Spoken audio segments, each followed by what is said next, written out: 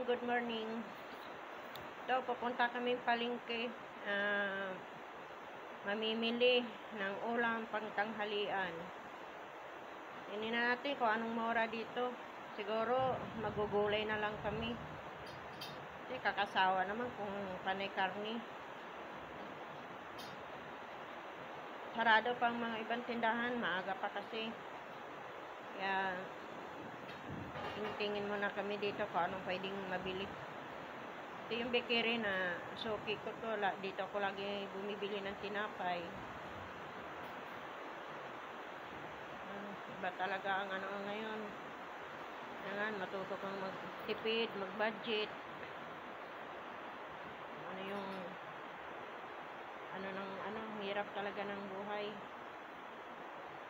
Dito, mga itlog, hotdogs, ano pa ba? Manok,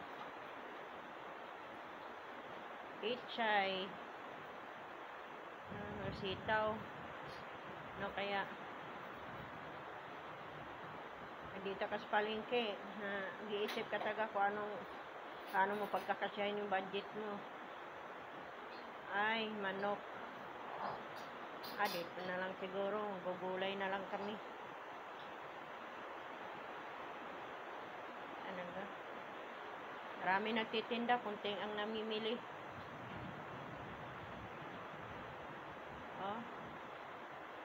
Sana ba yung banda? Ito yung suki ko. Dito, suki ko to sa baboy at manok. Yan. Hindi ako bibili ngayon kasi gulay ang gusto ko. Ito na. Dito na lang kami bibili. Mas gusto ko tong kalabasa.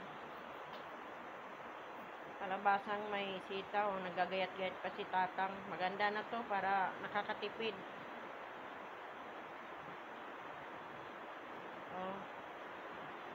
50 daw kalahati nito. So, titingnan natin kung kaya. Kaya naman sa budget ng 50 na pang ulam tanghalian. Kasi yan yan sa amin.